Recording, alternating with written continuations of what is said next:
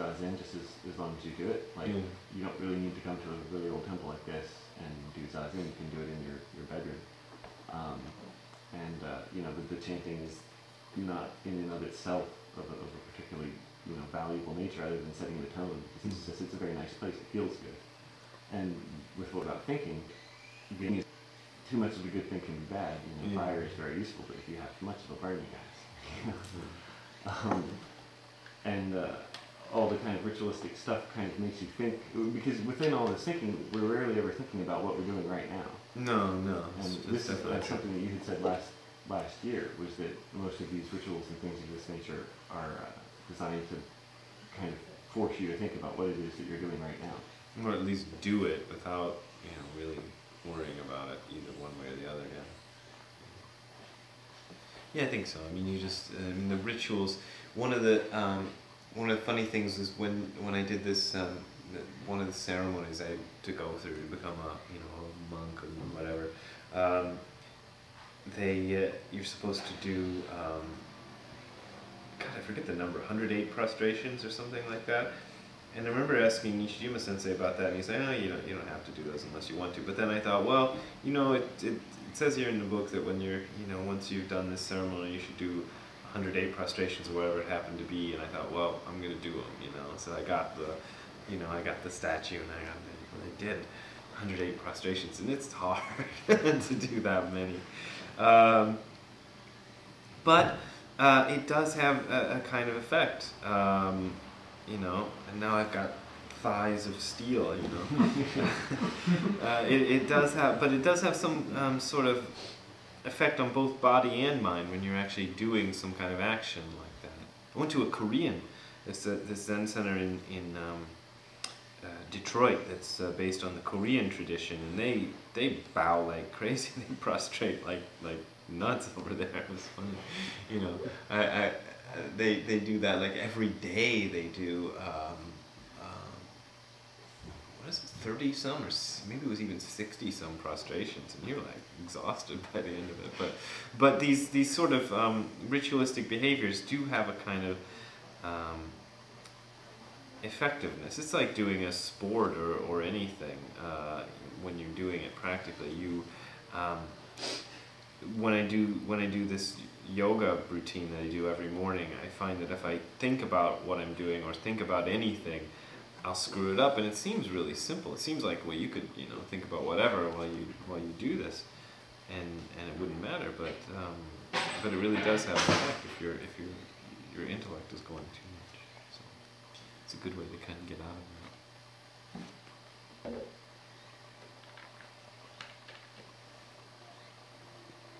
Where do you draw the line with all this pomp and ceremony and, you know, collecting money and all this other stuff?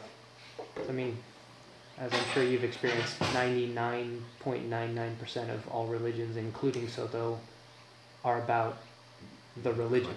Money, it's about the organization. And so part of it is like, you know, ooh, you've got a robe and a secret pouch, and I'll never know what's in the secret pouch unless I join the club and learn the secret handshake. And you know, I agree part of it is like, okay, I'd like to get to the point where I've achieved something enough that I deserve my own secret pouch and magical robe.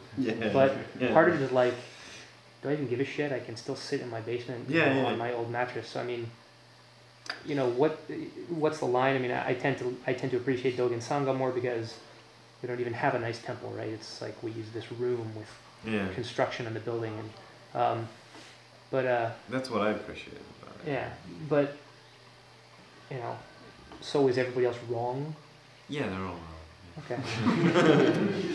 No, I don't know. I mean, I can, you know, when you said that, I remembered one of the early childhood, but probably junior high school age experience I had when a friend of mine who was a member of the Boy Scouts, he was like trying to, you know, as Boy Scouts do, trying to recruit me into the Boy Scouts. So I was like, oh, you know, camping and all that stuff, that looks like fun. So I went to one of the Boy Scout meetings, and I remember at this meeting they segregated, after they had this meeting and told us all how great the Boy Scouts were. They're like, we're going to have a ceremony now, but this ceremony isn't for, you know, non-Boy Scouts. So you guys will have to go, you know, stand here in the toilet or wherever we had to stand, you know, while the rest of us do this ceremony. And that just pissed me off so much. I just lost all interest in the Boy Scouts entirely, and never did join. Which is a shame because I would have liked camping and singing songs and hymns and stuff. So all this secret ceremonial stuff. I mean, I don't. I'm not a big fan of it. And I don't know where you draw the line. What I think is interesting about Nishijima Sensei is that he gives away all the secrets. All these things that are supposed to be secret, he'll just give them away and tell you about them, which I think is kind of cool. All these secret ceremonies, the ceremonies that are not supposed to be secret, it's like, oh, you can bring your friends, and watch the ceremony. It's supposed to be the secret magical ceremony. So, I don't know. I don't think most of it has any value when it becomes like, part of the secret club with the secret handshake and all this other stuff. That's just kind of stupid.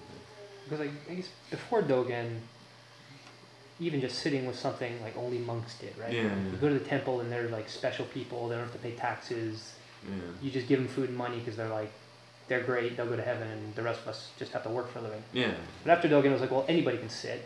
In fact, anybody should. So all these guys sit in the temple like, well, we don't have anything special left, so we're going to get a bunch of bells and gold lamps that you can only buy if you're a member of the club and stuff. Yeah, I don't know. I mean, I think all that stuff is completely unimportant. But it serves to create an atmosphere, and to that extent, it's good. But like in the United States these days, we don't have all this infrastructure, I guess you'd call it, of temples. So that most of the places I end up going are like, the place in Milwaukee was a big house that used to be owned by a rich guy until the neighborhood, became kind of not as rich, and and then so the temple could afford it. So so they're making spaces like that into temples, and that works as well.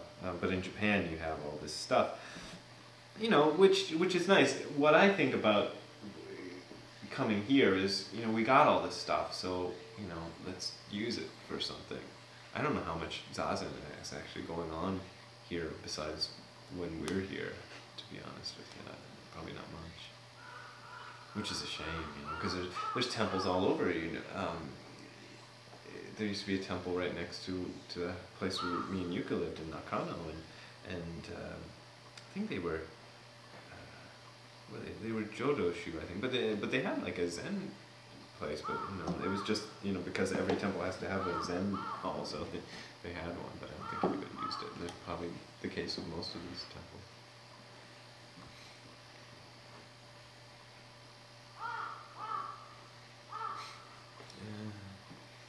Okay, should we wrap up so we have time to do? Okay, good. Let's chant Fuego.